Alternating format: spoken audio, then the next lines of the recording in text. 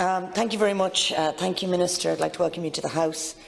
I want to today address the issue of road haulage and particularly of heavy goods vehicle.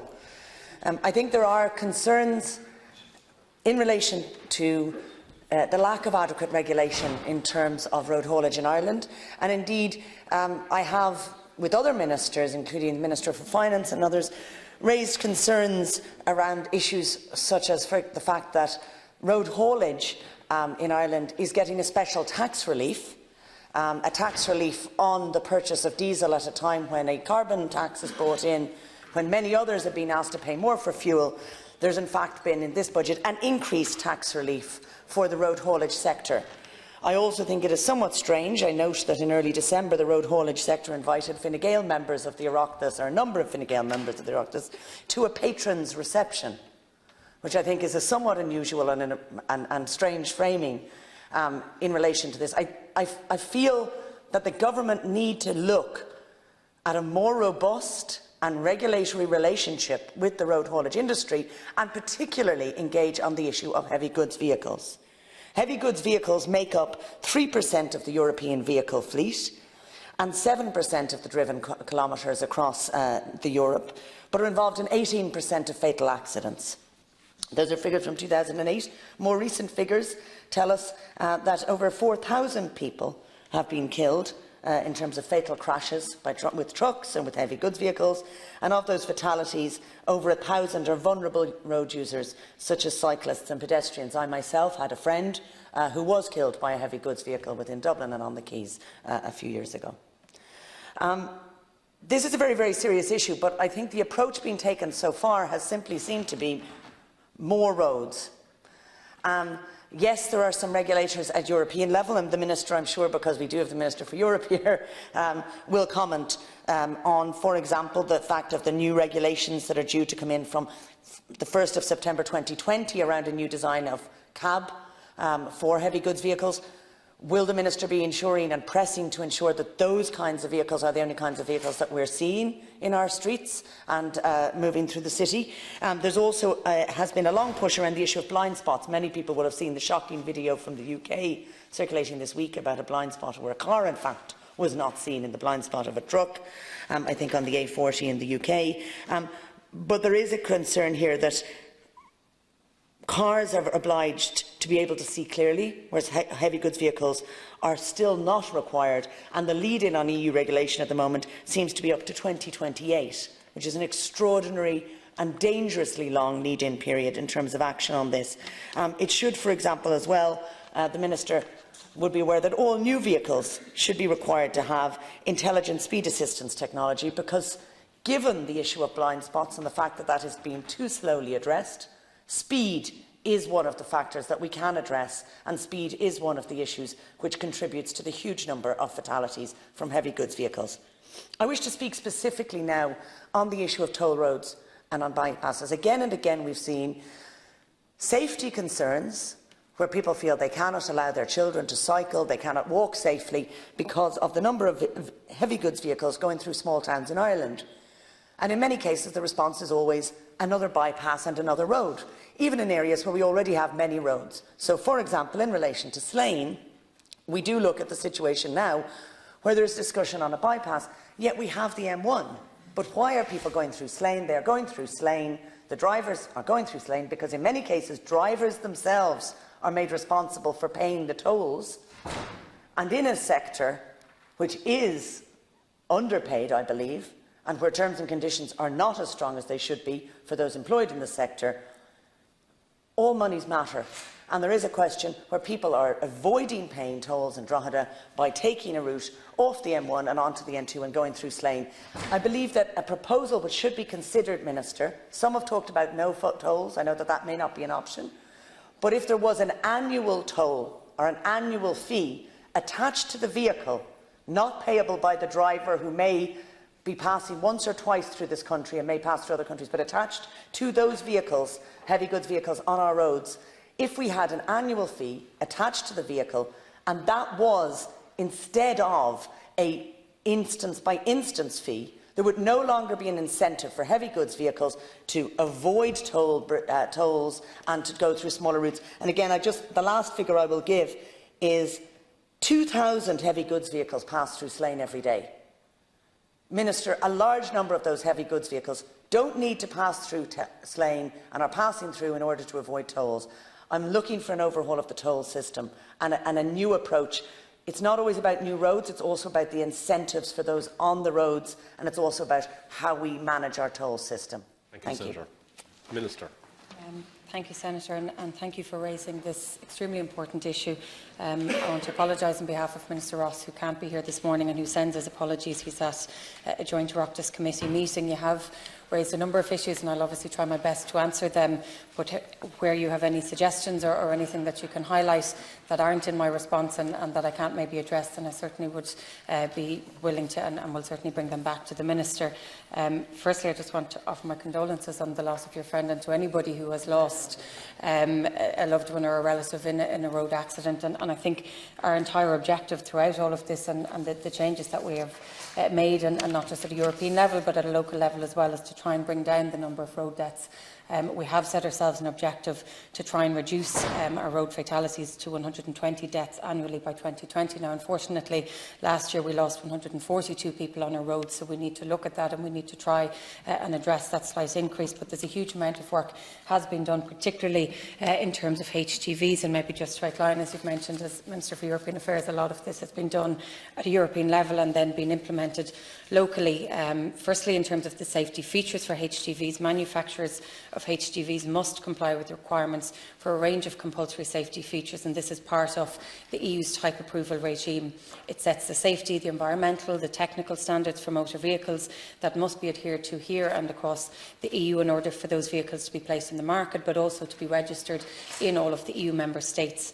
While some high-end vehicle types already have a variety of high-tech safety features as standard, it's important that such systems are progressively introduced into all vehicles across the board. And in order to try and achieve this goal, a new European, as you've mentioned, regulation replacing what is known as the General Safety Regulation is due to come into effect shortly.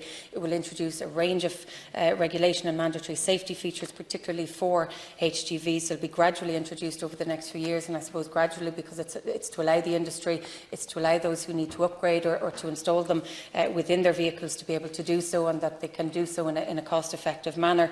But some of these examples of the new safety systems include pedestrian and cyclist collision warning, so I think that's particularly for those who are in our towns and cities. I know obviously there's been a 5-axle ban from Dublin City Council for those type of vehicles within the city since the opening of the since the opening of the Port Tunnel, but obviously those who have a licence to come in, given the fact that we have so much construction happening within our city centre at the moment, this was hopefully something that will help to protect our pedestrians and our cyclists. We have blind spot information, direct vision, tyre pressure monitoring, emergency stop signal, alcohol interlock installation, drowsiness and attention detection, and event or accident data recorder. So all of these are being introduced and will be introduced, as you say.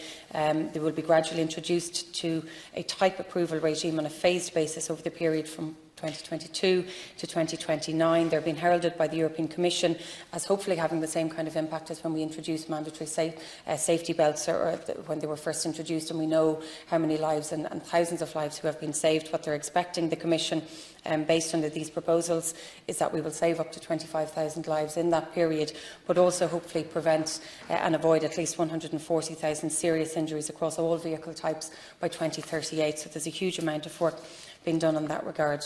In terms of, and you mentioned just briefly at the beginning, in terms of the climate agenda, obviously I think in recent years, the diesel rebate scheme was introduced to try and support an industry, given the fact that we are an island that we export 90% of what we produce, and we need to make sure that it is feasible for our hauliers and for these companies to be able to work and to continue their job. At the same time, we are very clear that the future fuelling of any freight operations over time need to transition to a cleaner, greener fuels, and that's something that has been included as part of our new government strategy to try and reach future 2030 emissions, but also, as we have just agreed at a European level this week, to ensure that we are climate neutral by 2050. So that will certainly include this industry. Finally, maybe just to touch on the issue of tolling, and you've mentioned Slane, and as a resident of Slane and somebody who has worked on this bypass and before even being elected, a huge amount of work has been done on actually showing why toll holidays or toll bans specifically for the M1 don't work, why all of these other measures in terms of banning HGVs haven't worked, and there's been at least 2 or 3 years work done by our local council to show why a bypass is necessary. I granted take your reasoning that not everywhere needs a bypass, but particularly for the village of Slane, seen as we have had tens of countless needless deaths, not just along the bridge, which is, I think, there since King James I, or I'm not sure, I'll get my medieval history wrong, but it's there so long it needs to be upgraded, and a bypass is the only way that we can actually prevent the trucks from coming through, because we know a lot of it is down to habit, we know a lot of it is down to knowing particular routes. So this is why, particularly I think as well, given the fact that the M1, I would believe is almost reaching capacity as well, so it also, we need to see an upgrade along that route. So in terms of the tolling though, and again this is a question that I've asked around I suppose the difficulty for people paying tolls when we have the M3 in Meath as well, where there are 2 tolls between Cavan and Dublin as well. Unfortunately, with this department and the department I'm representing today, Transport, Tourism and Sport, the responsibility for overall policing, but for funding in relation to this is in relation to the National Roads Programme, comes under the Transport Infrastructure Ireland in conjunction with the local authorities concerned. So anything that's raised today, or any issues that you have raised regarding this, including toll roads, the establishment of a system of tolls, they are within the remit of the TII, but you know, like you, I think these issues will continue to be raised within the Department of Transport, Tourism and Sport, but maybe I'll come back to you on any specific issues again you have. Thank you. Thank you, Minister, for that very comprehensive Thank you very much, Minister. I believe that the issue of tolls, while it does affect local authorities, it does actually require a national strategy. It was an example of a very bad hostage to fortune that was given.